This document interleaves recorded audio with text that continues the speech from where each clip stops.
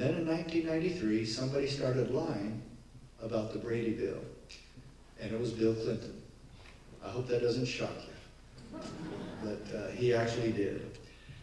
And why I say that is because 3 weeks later, or a few weeks later, I should say, the Bureau of Alcohol, Tobacco, and Firearms sent 3 agents to our Sheriff's Association meeting in Phoenix. I was in attendance. There's only 15 counties in Arizona, and so there's 12 sheriffs at this meeting. We don't understand why you guys need so many counties out here in the West, in the East or Midwest, but anyway, they brought me this document. It says, Department of the Treasury, Washington, D.C., January 21st, 1994. And they handed us this document. It took 3 of them to hand 12 people this document. That's federal service for you. Huh?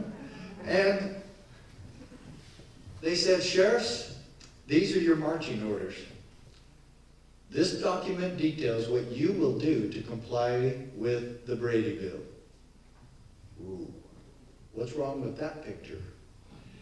Well, I think that's maybe why they sent 3, because they knew they were going to need backup, that we might be in the tar and feather mood after they gave us that. And we were. You never heard so much cussing in your life.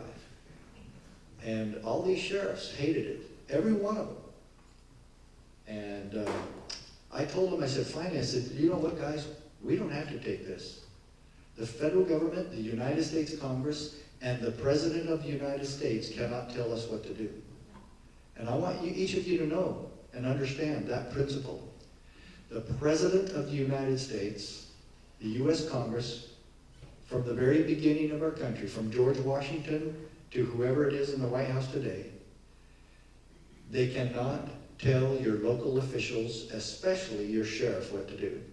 Your sheriff is elected by, for, and of the people, and he is here, and she is here to serve you and to protect you.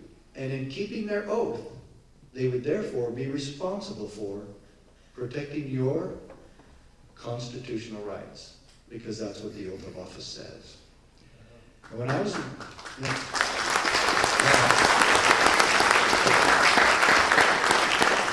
another thing that got me going on the Constitution was, after I didn't write that lady that ticket that day, a few weeks later, an announcement came to Provo Police Department from POST, Peace Officer Standards and Training, the state bureaucracy that oversees qualifications for cops and ongoing training.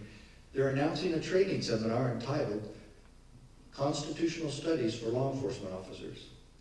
And the name of the instructor was Dr. W. Cleon Skousen. And he had worked with my father in the FBI. And I decided that I was going to go to that class. And during this 2-day, 16-hour seminar, I was converted to the United States Constitution. Do you know once, not once, in 16 hours did we talk about case law. We talked about the intent of the Founding Fathers. We talked about the miraculous formation of the freest nation in the history of the world. And we talked about the intent of the Founding Fathers in making sure that government could not get out of control. And that's the reason that they devised the Bill of Rights in the first place. They had the Constitution already, and then New York and Rhode Island and North Carolina and Virginia and one other one, Vermont or New Hampshire, I don't know, refused to go along with the Constitution unless it had a Bill of Rights. And we need to understand that the purpose of the Bill of Rights was a warning to government that these are the 10 basic fundamentals of individual God-given liberty that you cannot violate. These are the untouchables. These are the inviolables. And that means the Second Amendment as well as the 10th. And I've got a question for you. Who, then, gets to decide how far the federal government can go?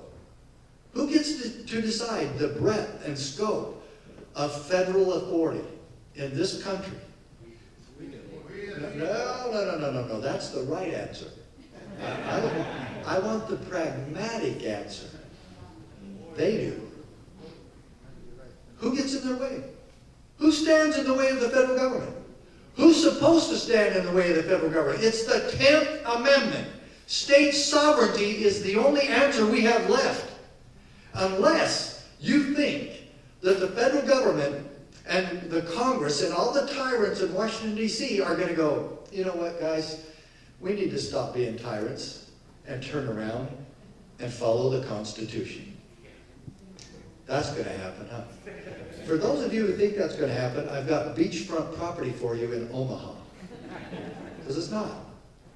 The answer is county by county and state by state. Local autonomy and local officials standing up and saying the Constitution and the Bill of Rights will be enforced in this county and in this state. And if you get sheriffs and local peace officers, every peace officer in this state, or just a few who have the courage to do this, and work with local officials and work with your governor especially, and that's why I'm going to tell you right now, there's not a person in this room that should not be voting for Sam Rohr. Every one of you should be doing that. And if you don't, you're making a huge mistake because you have the chance to elect a constitutional governor. Somebody who knows and understands these principles that you came to hear tonight. And you've got to get out there and pound the pavement for this guy. Can you imagine what you're dealing with here? Do you know what Sam Rohr represents? He represents freedom for you. He represents state sovereignty for you. And I'd say the same with Jake Town. Yeah. These people have got to get into office. So, when I finally decided that, yes, that's it, or at that training, I will tell you, I was converted to the United States Constitution. This was a police training. And Dr. Skousen gave me his book, The Making of America. And I was so impressed and so thrilled. And at one point, I said to myself, I made a promise to myself. I made a covenant to myself. And there's only two people that heard this covenant. I was one of them. And I said, I will never be on the wrong side again. And I stayed in law enforcement, and I studied the Constitution, and I was convinced that we could still be cops and follow the rules of the Constitution. We promised to do just that when we took our oath. And I think a lot of this boils down to, are we going to keep that oath? And do we understand the principles of American idealism as intended by the people who made this country in the first place?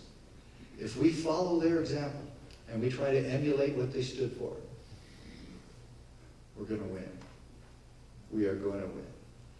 So, on February 28, 1994, I decided that that would be the day to file the case. And just a few weeks before that, I decided that from that meeting from Phoenix, after the sheriffs decided that there's nothing that we could do about it, I drove home for 2.5 hours back to Safford, Arizona, and I came in the house and I told my pretty little blonde wife that I was going to sue the federal government.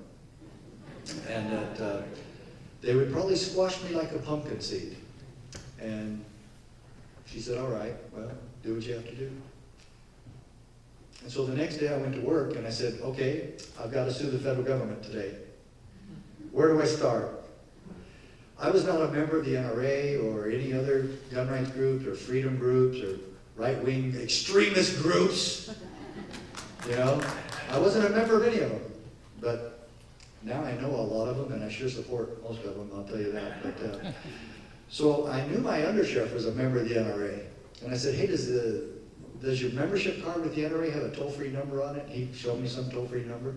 And I called the NRA and I said, I want to sue the federal government. I got passed around a bunch, and finally I landed in the office of one Richard Gardner. And I told him what I wanted to do, and he said, Sheriff, we've already been preparing the paperwork for this case, and we've been praying that you would call.